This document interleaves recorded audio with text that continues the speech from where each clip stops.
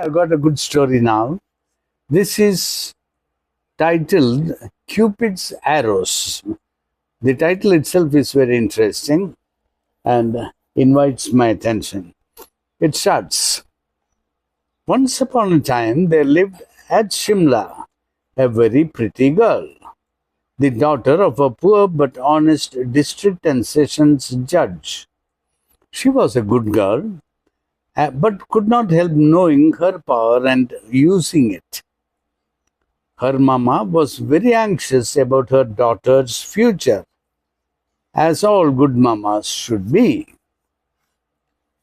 When a man is a commissioner and a bachelor and has the right of wearing open work gym-tart jewels in gold and enamel on his clothes, and of going through a door before everyone except a member of the council, a lieutenant governor or a viceroy, he is worth marrying.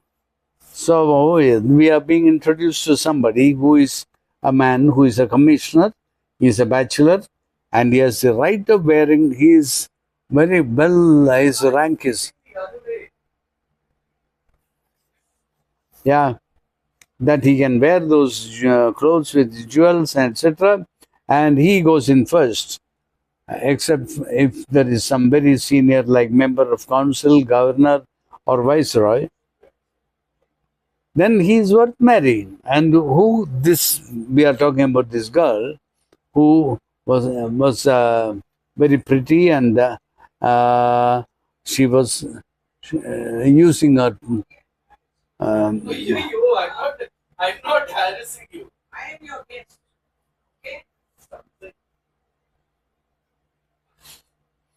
Okay? So he is worth marrying. At least that is what the ladies say.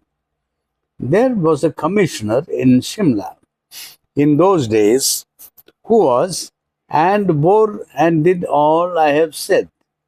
He was a plain man, an ugly man, the ugliest man in Asia, with two exceptions. His was a face to dream about and try to carve on a pipe head afterwards. His name was Sagot, Bar Sagot, Anthony Bar Sagot, and 6 letters to follow. Departmentally, he was one of the best men the government of India owned. Departmentally, he was one of the best men the government of India owned. Socially, he was like unto a blandishing gorilla. When he turned his attention to Miss Bayton, I believe that Mrs. Bayton wept with delight at the reward Providence had sent her in her old age. So this girl, who was pretty, was obviously Miss Bayton, and her mother, Mrs. Bayton, wept with delight when this gorilla man turned his attention to the daughter. Mr. Bayton held his tongue. He was an easygoing man. A commissioner is very rich.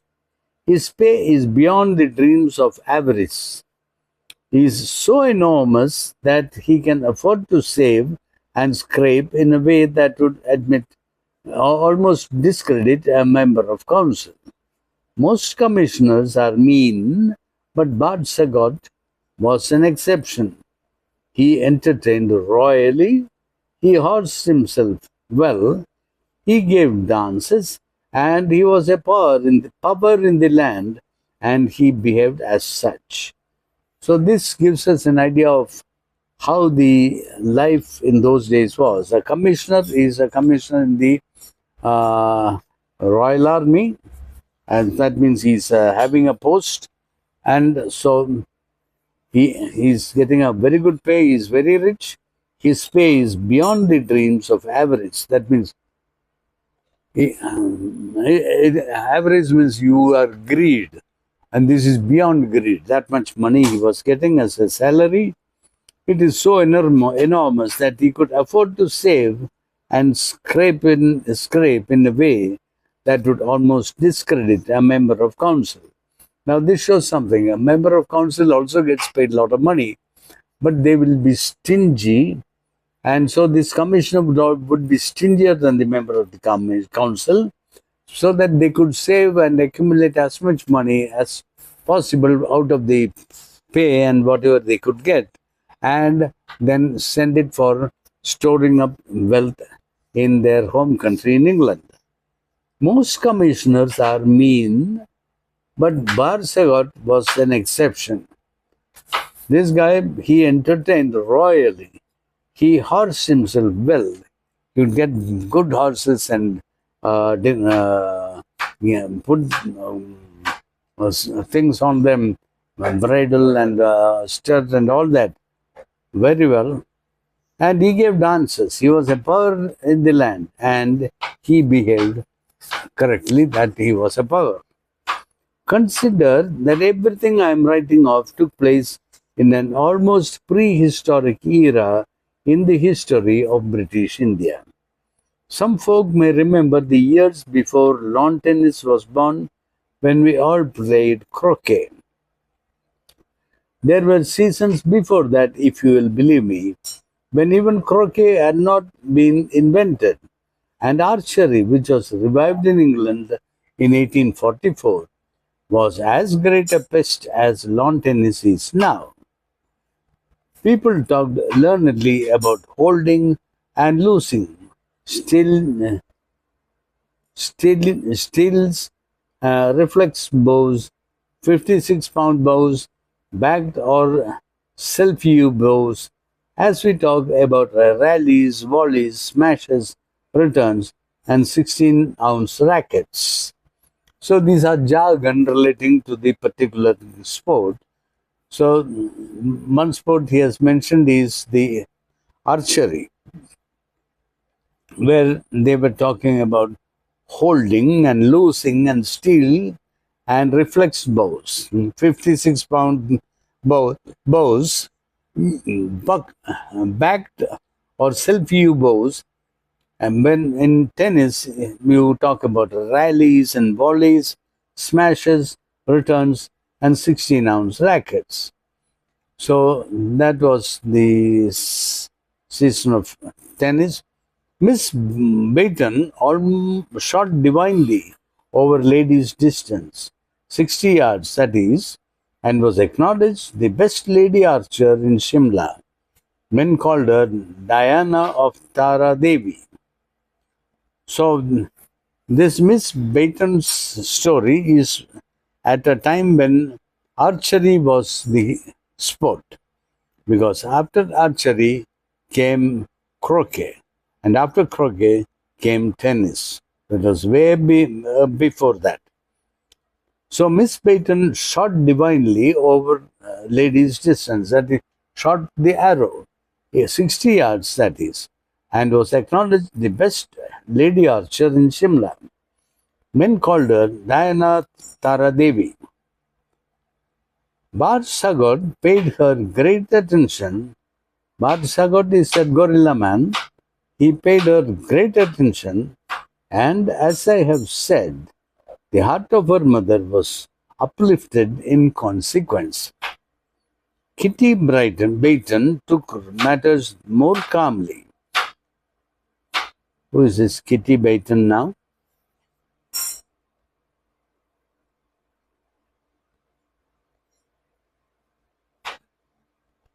Oh, Kitty. Okay. Miss Baton must be Kitty Baton. Kitty Baton took matters more calmly. It was pleasant to be singled out by a commissioner with letters after his name, and to fill the hearts of other girls with bad feelings. But there was no denying the fact that Barsagot was phenomenally ugly, and all his attempts to adorn himself only made him more grotesque. Grotesque is a real description of how he would have looked. He was not christened the langur, which means grey ape, for nothing. His nickname was the langur. It was pleasant, Kitty thought, to have him at her feet, but it was better to escape from him and ride with the graceless Cubban, the man in a dragoon regiment at Ambala, the boy with a handsome face and no prospects. So she preferred the boy in the Ambala regiment, dragoon regiment in Ambala, who had a handsome face, he had no prospects, and whom she liked.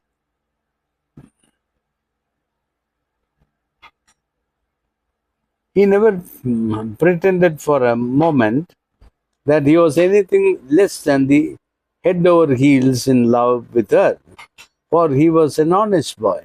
So Kitty fled now and again from the stately wooings of the gorilla to the company of young Cubban, and was scolded by her mamma in consequence.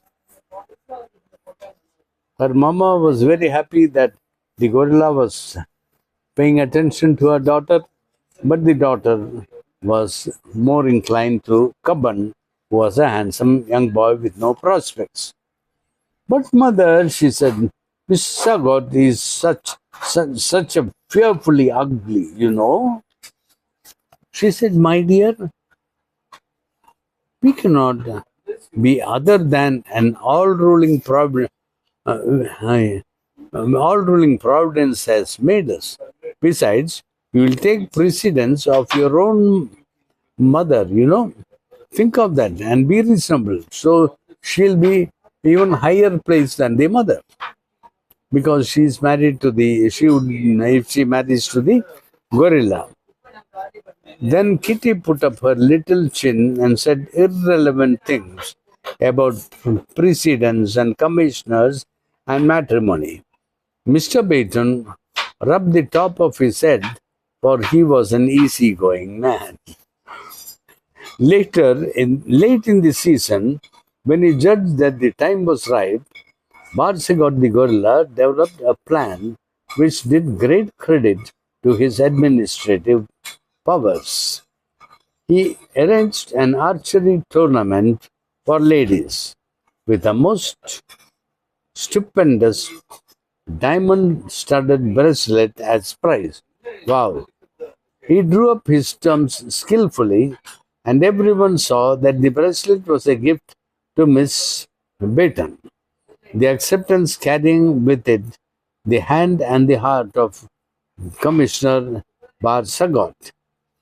The terms were a St. Leonard round, 36 shots at 60 yards, under the rules of the Shimla Toxophilite Society. I suppose Toxophilite must mean archery. I'll look it up. All Shimla was invited. There were beautifully arranged tea tables under the Devda trees at Annandale, where the grandstand is now.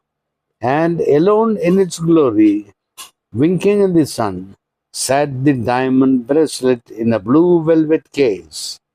Miss Baton was anxious, almost too anxious to compete. On the appointed afternoon, all Shimla rode down to Annandale to witness the judgment of Paris, turned upside down. On the appointed afternoon, all Simla rode down to Annandale to witness the judgment of Paris turned upside down. Kitty rode, I don't know what this judgment of Paris is. Let me find out, give me a minute.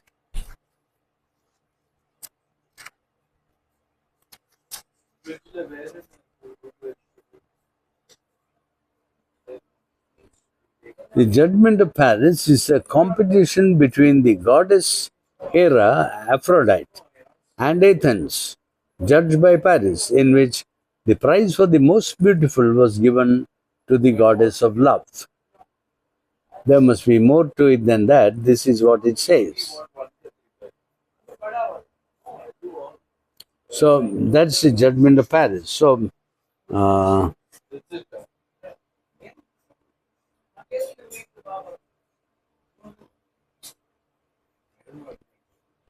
all Simla was invited. There were beautifully arranged tea tables under the Devdars and at Annandale, where the grand stand is now, and alone in its glory, winking in the sun, sat the diamond bracelet in a blue velvet case.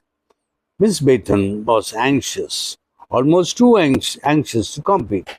On the appointed afternoon, all Simla rode down to Annandale to witness the judgment of Paris turned upside down.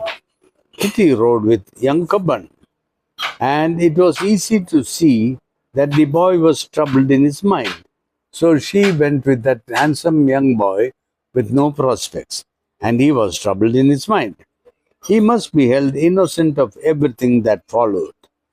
Kitty was pale and nervous, and looked long at the bracelet. Barsagot, the gorilla, was gorgeously dressed, even more nervous than Kitty, and more hideous than ever. Mrs. Baton smiled condescendingly at as befitted the mother of a potential commissioneress, and the shooting began. All the world standing in a semicircle as the ladies came out one after the other. Nothing is so tedious as an archery competition.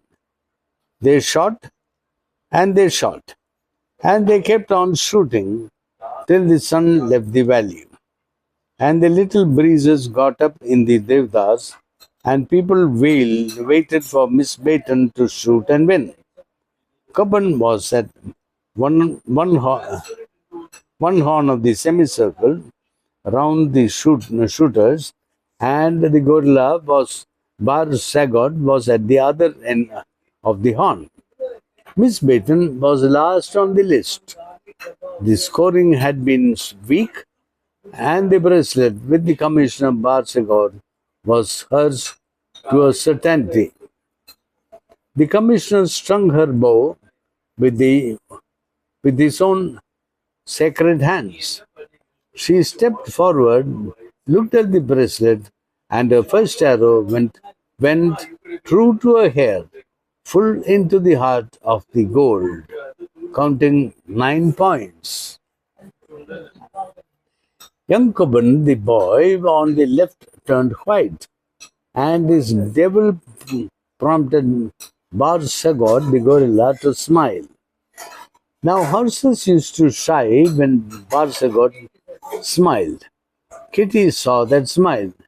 She looked to her left front, gave an almost imperceptible nod to Cubbon, and went on shooting. I wish I could describe the scene that followed. It was out of the ordinary and most improper.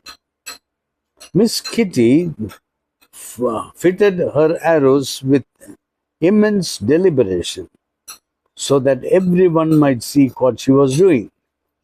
She was a perfect shot, and her 46-pound bow suited her to a nicety.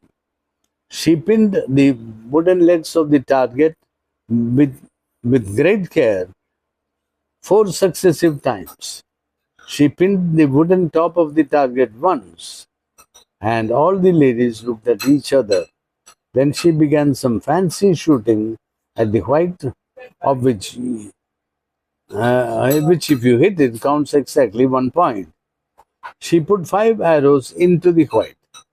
It was wonderful archery, but seeing that her business was to make goals and win the bracelet, the gorilla Barsigan turned a delicate green like young water grass.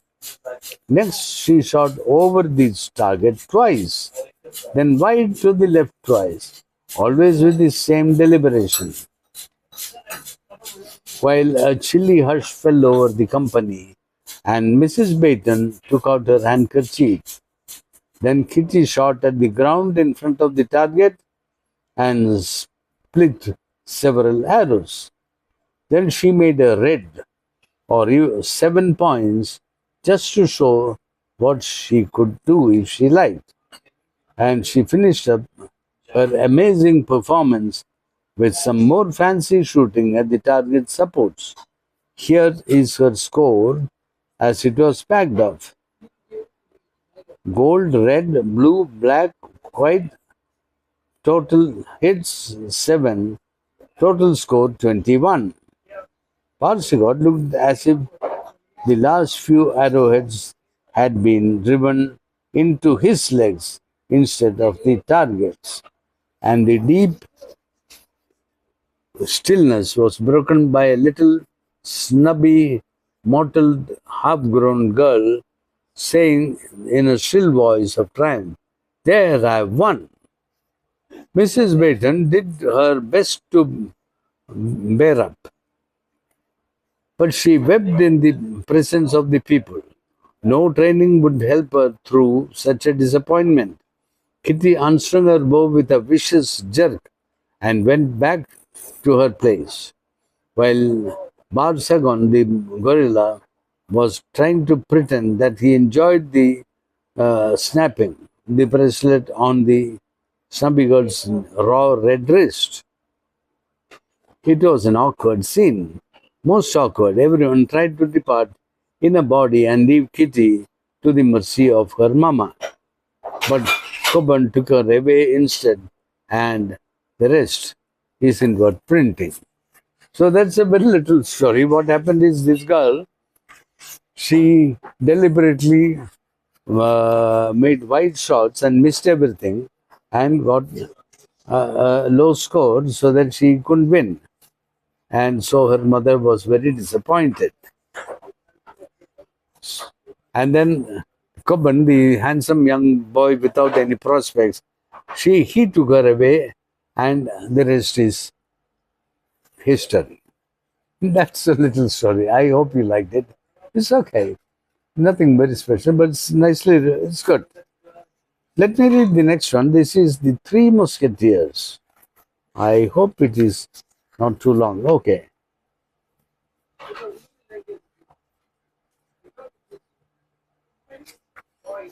The Three Musketeers.